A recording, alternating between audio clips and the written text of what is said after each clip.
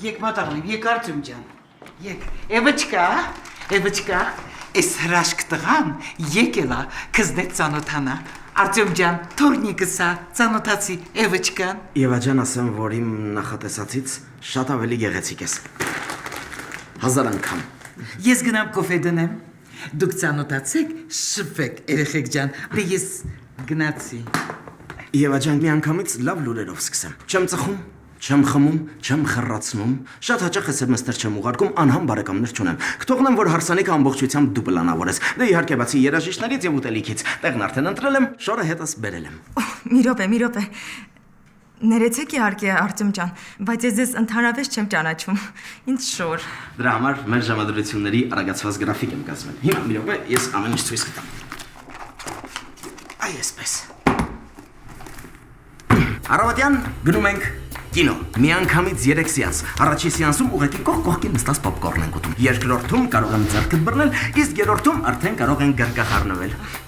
Եվա ջան, խնդրում եմ մի հատ հավաքվի ու կենտրոնացի։ Մյուս օրը գնում ենք կաֆե։ Դու պատմում ես քո մանկությունից, ես իմ մանկությունից։ Իմանում ենք իրար սիրած ֆիլմերը, գրքերը, վոկալ ինստրումենտային անսամբլները։ Հետո օրը ավարտում ենք ռեստորանում, պարում ենք։ Այդ երգը դառնում է մեր երգը։ Նկարներ ենք անում, այստեղ, այնտեղ եւ այնտեղ։ Այդ նկարները տեղադրում ենք սոցիալական ցանցերում եւ գրում ենք, որ հարաբերությունների մեջ ենք։ Երեկոյան 7:30-ին արդեն մեր տանը հանդիպում ենք ծնողներիս հետ։ Մի շաբաթ հետո ես քեզ առաջարկություն եմ անում, համաձայնվելուց հետո բնականաբար նշանդրեք, հարսանիք եւ Զաքս, այո, Զաքսը նույն օրը, եթե շուտ արթնանանք, ամեն ինչ կհասցնենք։ Դե այդ ամեն ինչից հետո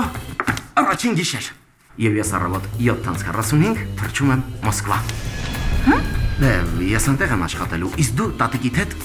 հարութիկին ես մեծացնելու։ Ներողություն, ում։ Եվա ջան, խնդրում եմ հավաքվի ու կենտրոնացի։ Առաջին գիշերվա մասին արդեն խոսել ենք։ Հարութիկը մեր տղան է, պապայի անունն եմ դրել։ Ես քեզ ուղարկելու եմ $300, երեխայի ծնվելուց հետո $400։ Այո, գիտեմ ինչ ես ասելու եւ համաձայն եմ։ Նոր տարուն գալու եմ, որովհետեւ այդ ժամանակ մենք սպասում ենք Լիլիթիկին։ 15 տարուց գործելս դզվում է, մենք ընտանիքով գնում ենք Մոսկվա։ Հարութիկը սկսում աշխատել իմ ֆիրմայում, դու Լիլիթիկին տանում ես ջութակի, Լիլիթիկը մեծանում է, սովորում է, ամուսնանում է ու գնում է ապրելու Ավստրիայում։ Դրանից հետո մենք անցնում ենք Թոշակի։ Բայց դու երևի ինձանից երկար կապրես, որովհետև դու տանը ամբողջ օրը նստած ես լինելու, իսկ ես ամբողջ օրը աշխատելու եմ։ Այդ պատճառով ես երևի կմահանամ 71-ում։ Չէ, 73-ում։ Հաղումս կանենք Երևանում, տեղն արդեն ընտրել եմ Մասիսի տեսարանով։ Հայ դրանից հետո Եվա ջան, լավ ազատ կլինես ու ինչ ուզում ես կարող ես անել։ Գիտեք, այստեղ ուղղակի մի փոքրիկ խնդիր կա։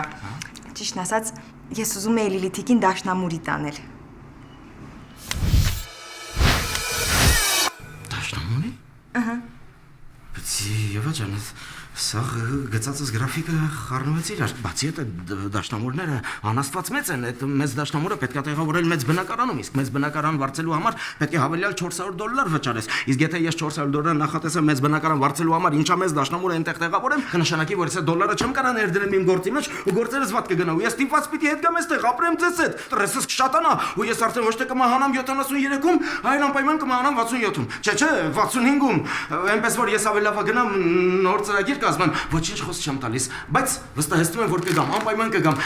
ու նոր ծրագրերով, նոր հեռանկարներով ու կարծում եմ համաձայնության կգանք, որտեղ ես դաշնամուրը ամեն ինչ կանդեց իրար ու ես պիտի գնամ իմ ստիպված։ Ես Արտյոմ ճիշտ է քեցավ։ Արտյոմդ գիտում չում, բայց Լիլիթիկը նախտ պիանինի է քինեն։ Բո